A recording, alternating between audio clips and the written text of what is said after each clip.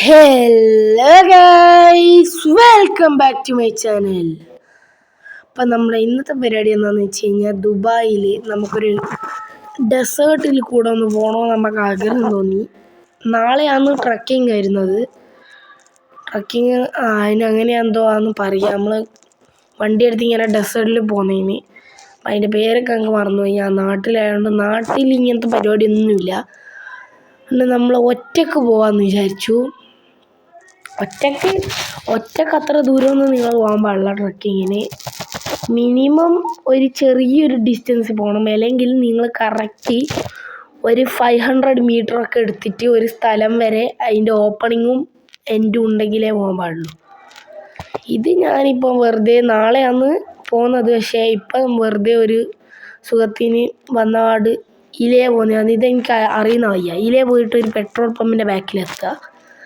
എന്നിട്ട് അവിടുന്ന് പെട്രോൾ എടുത്തിട്ട് തിരിച്ച് വണ്ടി ക്ലീനാക്കണം. വണ്ടി ഞാനിന്ന് വന്നോടന്നെ നല്ല ചളിയാണ്. ഞാൻ നേരെ ഇവിടെയാണ് കൊണ്ടുപോയി കയറ്റി വെച്ചത്. എന്നിട്ട് വണ്ടി അങ്ങനെ കുറച്ച് പരിപാടിയുണ്ട്. പിന്നെ ഇവിടുത്തെ ഫ്യൂവലുണ്ടോ, ഫ്യൂവൽ വേഗം തീറും. ഇവിടെ ഫ്യൂവലിന് പൈസ കുറവായതുകൊണ്ട് പിന്നെ പ്രശ്നമില്ല. ഇങ്ങനെ വണ്ടി പൊന്തവും താവുന്ന എന്താണെന്ന് ഞാൻ പറഞ്ഞുതരാം. നമ്മൾ സാധാരണ പോകുന്നേരം ഒരു 100-ലോ 200-ലോ 500-ലൊന്നും പോകില്ല. ഒരു ചെറിയൊരു സ്പീഡിലേ പോവുള്ളൂ. ഇതെന്ന് വെച്ച് കഴിഞ്ഞാൽ ഞാൻ ഫുൾ ആക്സിലേറ്റർ കൊടുത്തിട്ട് പോകുന്നതുകൊണ്ടാണ് എനിക്ക് കൺട്രോൾ കിട്ടാത്തത്.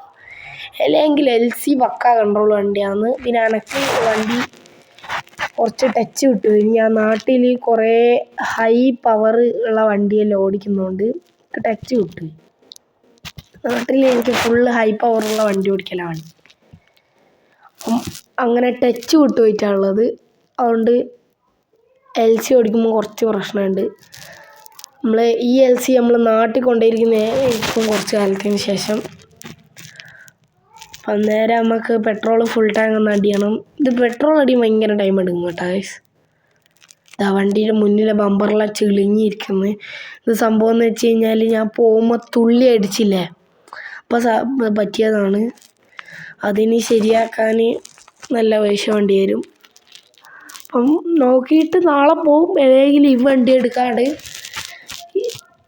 ഇത് നമ്മൾ അവിടെ വെച്ചിട്ട് ബ്ലാക്ക് ഉണ്ട് എൻ്റെ അടുക്ക, ബ്ലാക്ക് LC ഉണ്ട്. ആ ബ്ലാക്ക് LC എടുത്തിട്ട് പോവും. നമ്മൾ പോകുന്നേരം റോട്ടിൽ കൂടിയാണ് പോകുന്നത്. വെറുതെ ആവശ്യമില്ലാണ്ട് നമ്മൾ അതിലേക്ക് കൂടി പോയിട്ട് പിന്നെയും ബാക്കോ ഫ്രണ്ടോ ബമ്പറായിട്ടും പോയിട്ടുണ്ട് പറഞ്ഞിട്ട് കാര്യമില്ല. നല്ല പൈസ ഉണ്ട് ഇവിടെ ബമ്പറിനും കാര്യങ്ങളിലൊക്കെ നല്ല പൈസ ഉണ്ട്. പക്ഷെ നാട്ടിനെ കാട്ടി പൈസ കുറവാണ്. എന്നാലും പൈസ ഉണ്ട്. പൈസക്ക് വില മാറ്റമൊന്നുമില്ല. പക്ഷെ നല്ല പൈസ ഉള്ളതുകൊണ്ട് തന്നെ നമ്മൾ വണ്ടി ഇവിടെ ചുരുക്കുക കാര്യങ്ങളൊന്നും ചെയ്യില്ല. നമ്മളിവിടെ വണ്ടി മെല്ലെ ഒരു സ്പീഡിൽ മിതമായ സ്പീഡിലേ ഓടിക്കാറുള്ളൂ. ഇവിടെ ഫൈൻ വരുന്ന വഴി കാണത്തില്ല. ഇതെന്ന് വെച്ച് കഴിഞ്ഞാൽ മെയിനായിട്ട് പോകുന്ന റോഡാണ്. ഇപ്പോൾ ഇവിടെ ആരും ഇല്ലാത്തതെന്ന് വെച്ച് കഴിഞ്ഞാൽ ഇത് നമ്മൾ പോകുന്നത് ഒരു വൈകുന്നേരം ടൈപ്പിലാണ്. ഈ വൈകുന്നേരം ടൈമിന് ഇവിടെ ആൾക്കാരുണ്ടാവും. ബട്ട് ഈ റോഡിൽ ആൾ കുറവായിരിക്കും. അതുകൊണ്ടാണ് ഇവിടെ ആളില്ലാത്തത്. ഇത് കണ്ടോ, ഇപ്പോൾ 230 പോകുന്നത്. ഫൈൻ എന്തായാലും വരാൻ ചാൻസ് ഉണ്ട്. ഞാൻ പോക്കുള്ളതാണ്, ഫൈൻ വരുത്തുന്നുണ്ട്. ഇവിടെയാണ് നമ്മളെ കാർ വാഷ് വരുന്നത്. കാർ വാഷിൽ നമുക്കൊന്ന് വണ്ടി കഴുകാം. കണ്ടാ പിന്നെ അടിച്ച്. ഇതെല്ലാം കൂടി ഒരു 1.5 ലക്ഷം ആ ടൈപ്പ് ദിർഹമായിട്ട് അടിച്ച് വരും.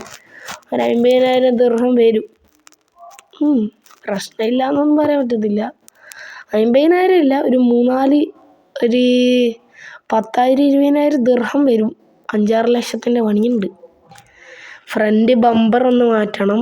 പിന്നെ ഗ്ലാസും വലിയ തട്ടിയിട്ട് ഗ്ലാസ് ഫുൾ ഇതായിട്ടുണ്ട്. ഗ്ലാസ് മൊത്തം മാറ്റണം. മൊത്തത്തിൽ പറഞ്ഞാൽ ഒരു നല്ല ലക്ഷത്തിൻ്റെ പണിയുണ്ട്. പക്ഷേ ഇവിടെ ലാൻഡ് ക്രൂസറിൻ്റെ നാട്ടിൽ ഭയങ്കര ടാക്സാണ്. അപ്പോൾ അതിൻ്റെ പാർട്സിനും ഭയങ്കര പണിയായിരിക്കും. പക്ഷെ ഇവിടെ പാർട്സിന് വില കുറവാണ്.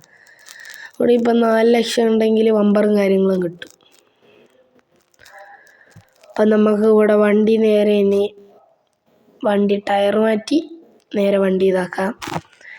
അപ്പം വണ്ടി ഇവിടെ ആക്കിയിട്ടുണ്ട്. അപ്പം നമ്മുടെ ഇത്രയേ ഉള്ളൂ ഇന്നത്തെ video. It's me signing out, നബു എക്സ്. ബൈ.